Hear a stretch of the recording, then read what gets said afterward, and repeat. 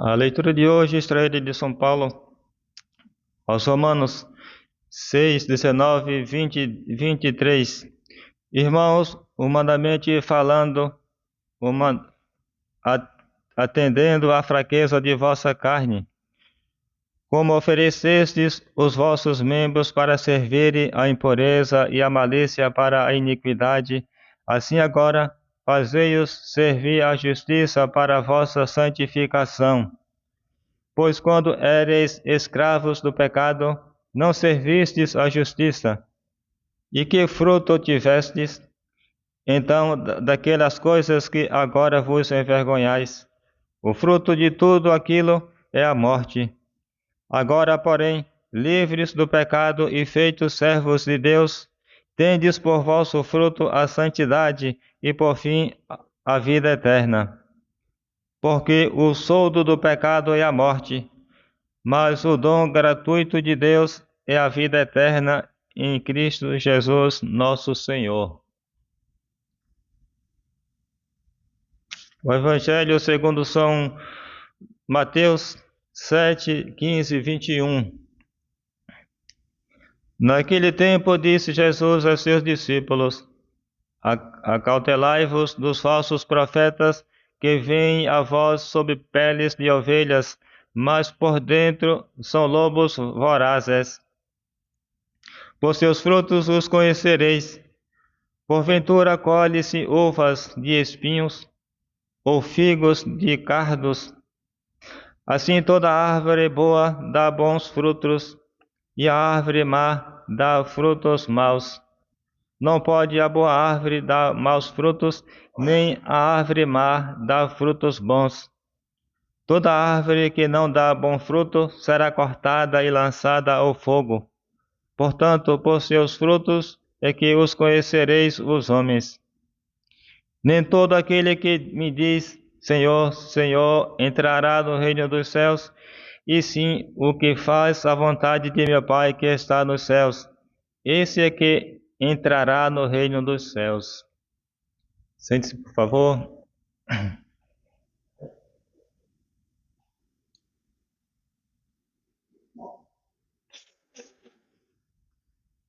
Caríssimos irmãos, estamos no 7º domingo depois de Pentecostes.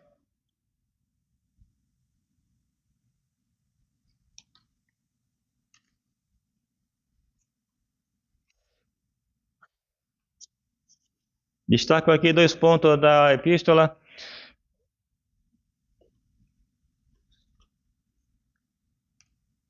Muito oportuna.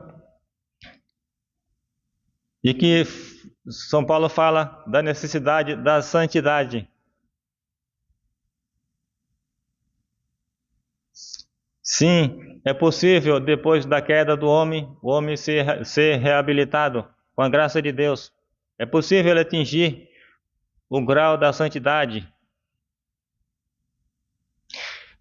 E não é raro se encontrar nas epístolas de São Paulo esse incentivo, esse estímulo. E no Evangelho em geral, no Senhor falando no Evangelho: sede santos como vosso Pai Celeste é santo. Como eu sou santo, como sede perfeito como vosso Pai Celeste é perfeito. E é uma constante nas Sagradas Escrituras, no Novo Testamento, esse incentivo, esse estímulo, essa exortação para a santidade. E São Paulo aqui, em 2 momentos, ele nos estimula a essa perfeição. Claro, essa santidade tem graus. Tem graus. O santo mesmo, absoluto, é nosso Senhor. O santo perfeito, o santo dos santos, é nosso Senhor. Mas todo aquele que está sem o pecado mortal, está na graça de Deus, está com a Santíssima Trindade dentro do seu ser, da sua alma, esse também participa dessa santidade divina e pode ser também chamado de santos. E os primeiros cristãos se denominavam muitas vezes assim: e os santos que estão entre vós, depois de que se passou a ser chamado de cristãos.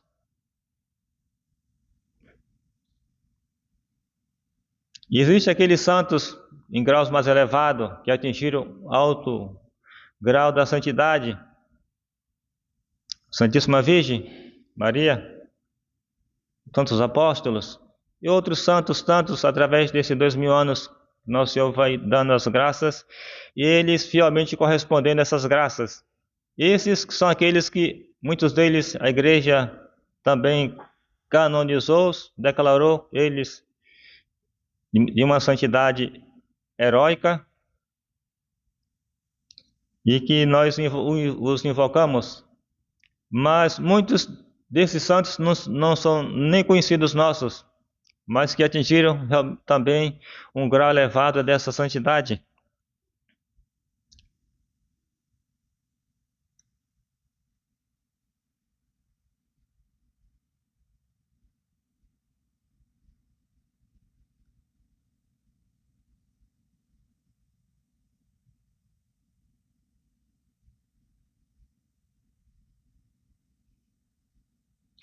Então São Paulo adverte os romanos que antes da conversão, eles, como pagãos, utilizavam seus membros para o pecado, para a iniquidade, para a impureza, para a malícia.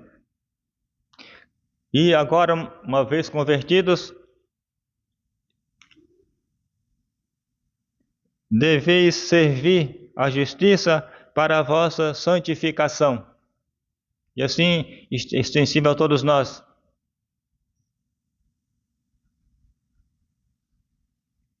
Isso vem também mostrar que não podemos ficar no caminho espiritual parados. Ou nós estamos em progresso, ou nós estamos em regresso. Não se fica parado na vida espiritual.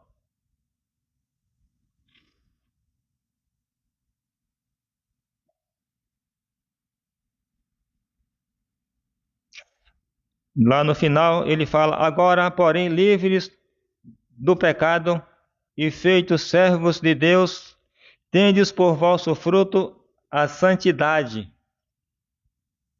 e por fim a vida eterna. Mesmo porque para se salvar, para entrar na vida eterna, precisa ser santo. Ainda que nesse primeiro grau de santidade, esse grau mais imperfeito, mas não pode haver pecado mortal na alma daquele que vai para o céu,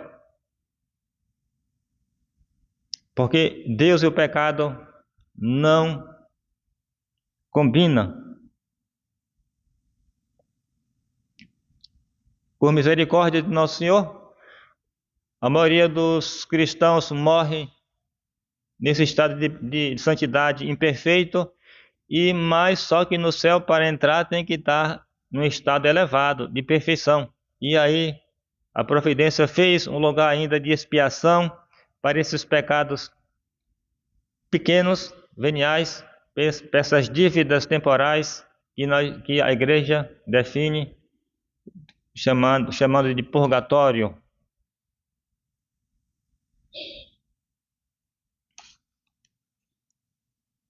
O Evangelho é aquele que fala dos falsos profetas.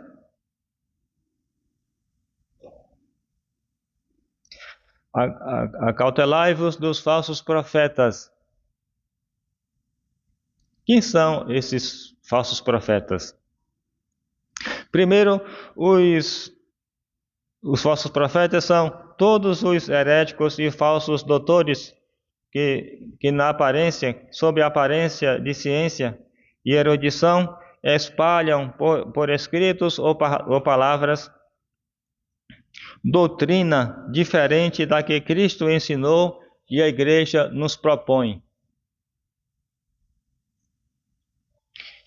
Segundo, os que espalham os falsos princípios do mundo, dizendo que antes de tudo é preciso cuidar das coisas temporais, que para haver salvação não é preciso renunciar aos divertimentos mundanos, e nem praticar a piedade.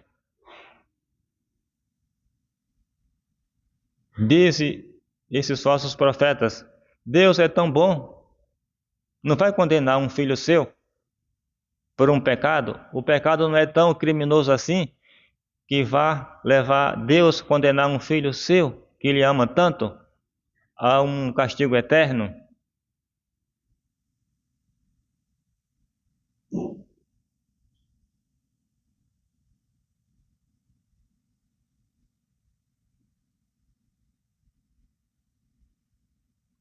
E, portanto, não é necessário percorrer a estrada estreita, dizem eles. Não precisa tanto rigor. Isso diz os falsos profetas. Não precisa ter essa austeridade. Isso é coisa do jansenista, coisa dos malucos. Pois bem, também são falsos profetas os escritores que publicam livros, jornais contrários aos bons costumes, à religião e a seus ministros.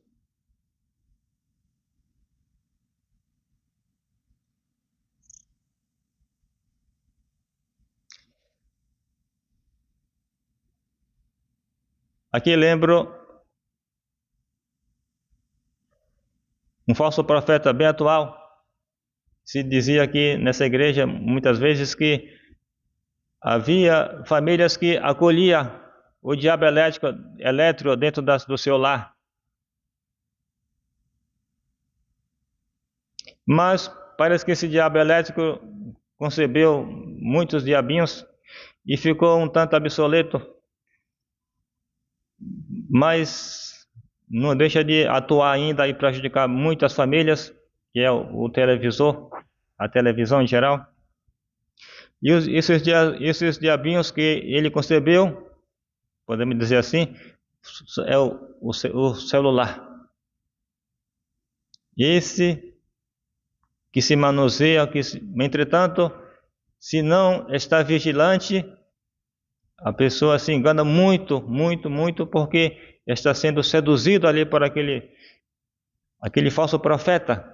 E quanto mal, quanto estrago esse aparelho causa nas almas. As famílias que se formam com essa ideia de nova retomada no seio da Igreja Católica, percebendo a grave crise do mundo, as famílias da tradição católica não devem poupar os esforços para se precaver contra esses falsos profetas. É inconcebível uma família católica manter na sua casa o televisor. É inconcebível isso.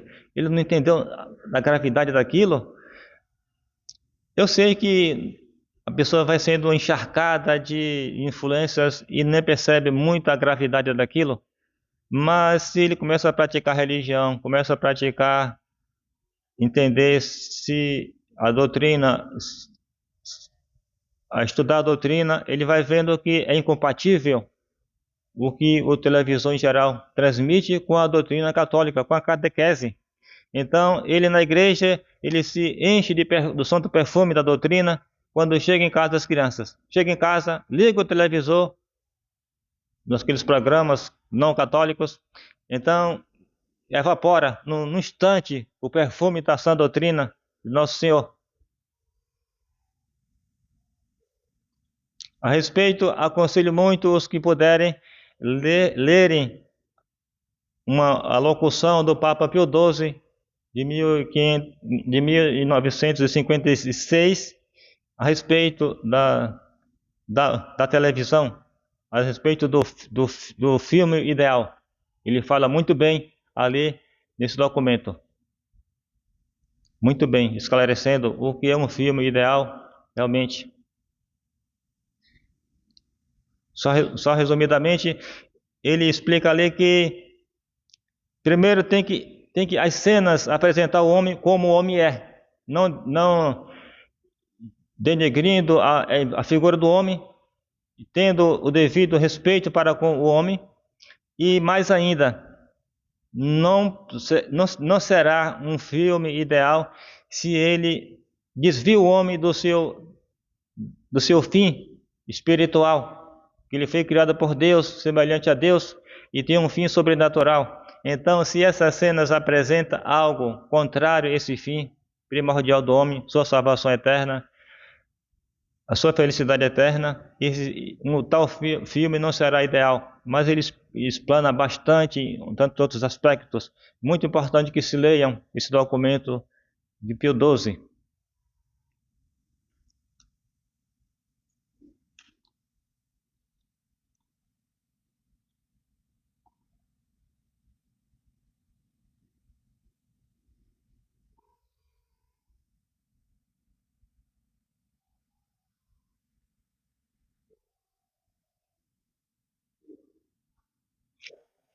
Assim devemos ter horror a essas impressões, a esses livros, a essas cenas, esses falsos profetas. Devemos ter horror a eles e ouvir os ministros fiéis da igreja, porque esses lobos, eles vêm debaixo da capa de ovelha e muitas vezes não são percebidos ou não são suficientemente percebidos. Eles precisam ser desmascarados e assim ficará claro que é uma máscara apenas, é cara de ovelha, pele de ovelha, mas é, é garra de lobo, é patas de lobo que está ali.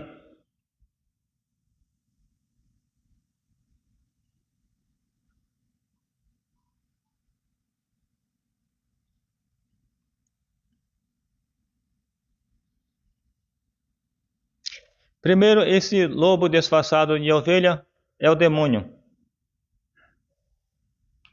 Também uma paixão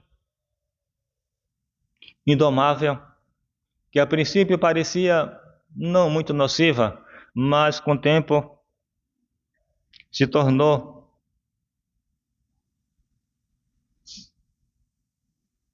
enraizada e muito, muito prejudicial à alma.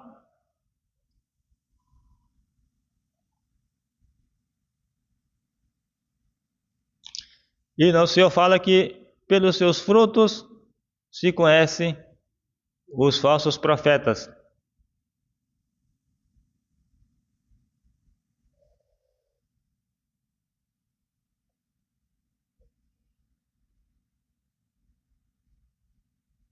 Os falsos profetas e os bons.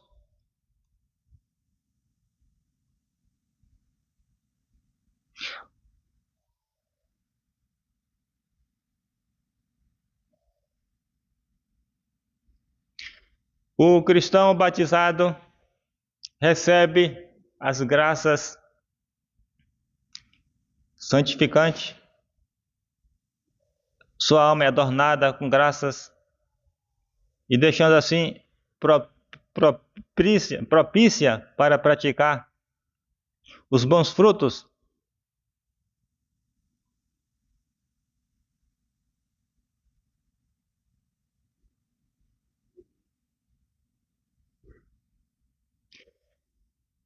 Praticar fruto 30%, 60%, 100%.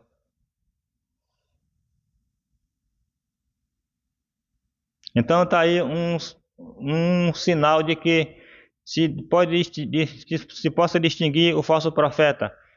O bom profeta produz o bom fruto, o mau profeta não produz bom fruto. Então, se na sua vida de cristão você não produz as boas obras, as boas virtudes, você está sendo um mau profeta, um falso profeta.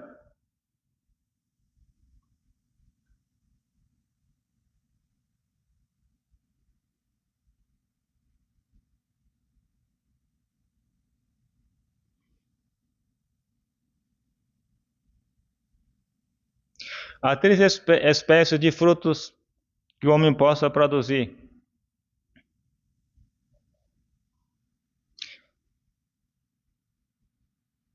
obras do céu, obras da terra ou do inferno.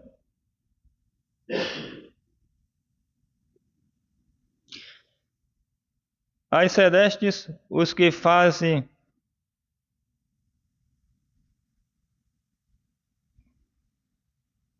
obras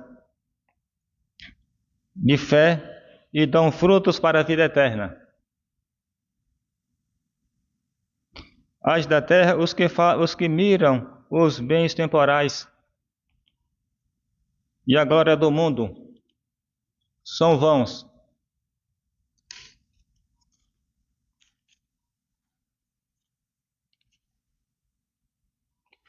Obras do inferno são os pecados,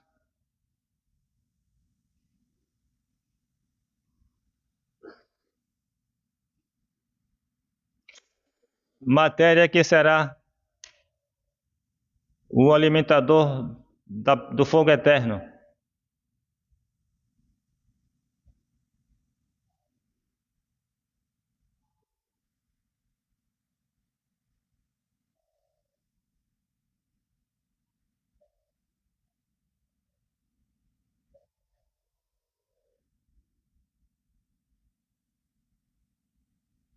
Então a árvore má será cortada e lançada ao fogo. Mesmo a árvore viçosa, frondosa, com as folhas brilhantes, não será poupada, porque ela tem que necessariamente produzir os bons frutos. Isso, então, para nós, deve ser uma reflexão que não basta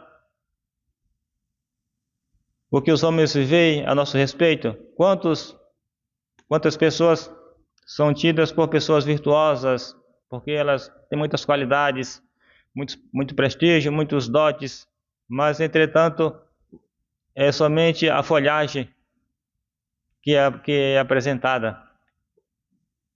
De fato, os seus frutos não são bons. E, sobretudo, esses frutos devem ser vistos por Deus. Esses frutos devem existir interiormente, principalmente. Claro, ninguém consegue esconder completamente esses dons, esses frutos verdadeiros. Eles serão destacados, ainda que a pessoa não queira, mas de qualquer sorte, se eles não forem realmente lá no profundo da alma, não será suficiente e, consequentemente, deve ser cortada aquela árvore e lançada ao fogo, isto é, a alma que não produziu a boa virtude, a legítima virtude, será condenado ao fogo eterno.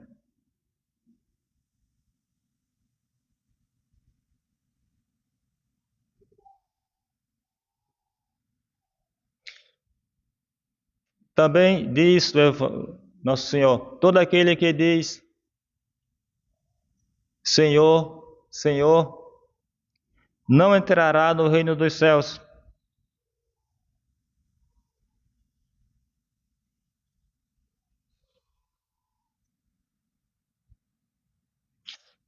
Vem aqui também uma reflexão sobre a heresia calvinista, que afirma, não, que a fé sozinha é suficiente. Enfatiza muito a fé, a fé, a fé, a fé, um pouco deixando de lado a necessidade da boa obra. Isso, na verdade, já foi um erro de Lutero.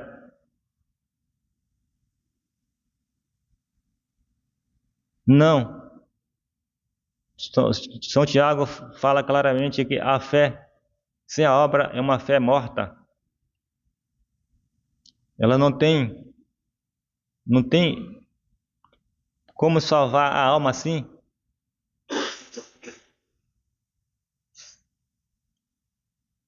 A fé sem a caridade, realmente, ela não tem frutos, não tem méritos para a vida eterna.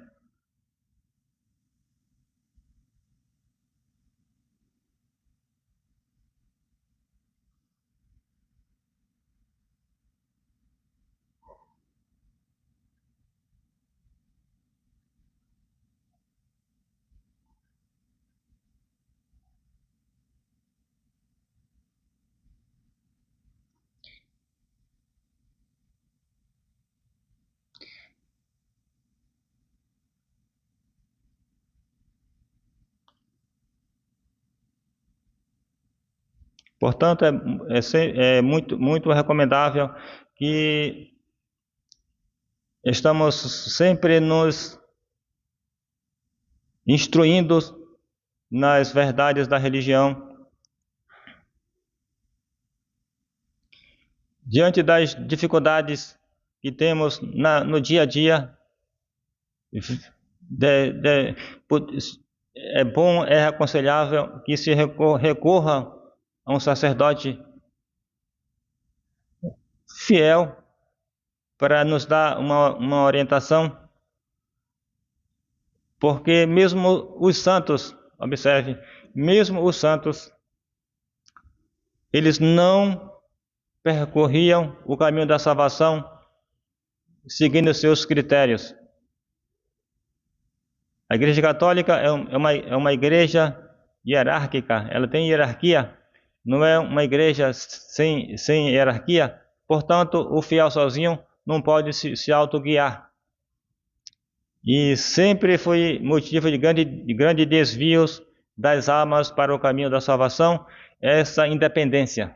Mesmo, observe, nos tempos de crise em que a hierarquia gravemente está enferma, mas isso não é absoluto. Isso não atinge de forma total todos os membros da igreja. E sempre os fiéis hão de encontrar sacerdotes confiáveis e, portanto, devem procurar esses sacerdotes para dar uma orientação de vida, de conduta, sobretudo que tenham o privilégio de frequentar esses núcleos da resistência católica. Quantas luzes Nosso Senhor transmite pelo próprio estado do sacerdote. Existe uma graça particular para os estados, mesmo no âmbito do governo civil, existe uma graça de Estado para que aquele governante, aquele superior, possa conduzir, acertar na orientação do seu encargo. E assim, mais especialmente com relação à salvação das almas. E o demônio que se disfarça de mil aspectos facilmente pode induzir, seduzir uma alma, se ela, por exemplo, é bastante orgulhosa. Enfim, não falta meio que o demônio pode utilizar para embaraçar uma alma e desviá-la de sua salvação. E que muitas vezes, com abertura, com uma transmissão da sua dificuldade, do seu critério, ela possa receber uma orientação realmente certa e assim o demônio ficar desmascarado.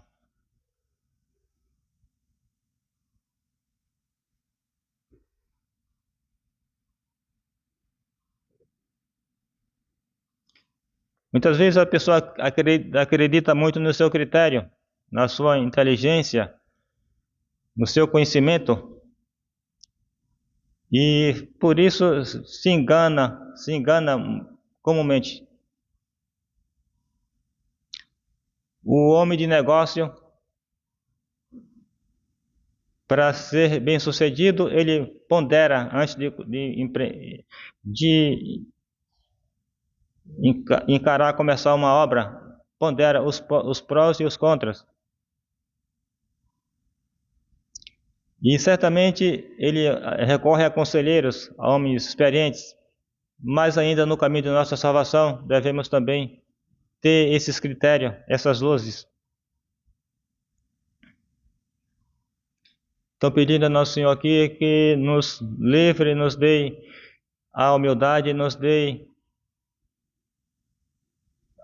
a prudência, também quanto os falsos profetas, nos dê a humildade de não confiar em nossos critérios e pedir também ao nosso Senhor luzes, fiéis ministros que nos possa orientar para que possa ser desmascarado esses falsos profetas. Louvado seja nosso Senhor Jesus Cristo.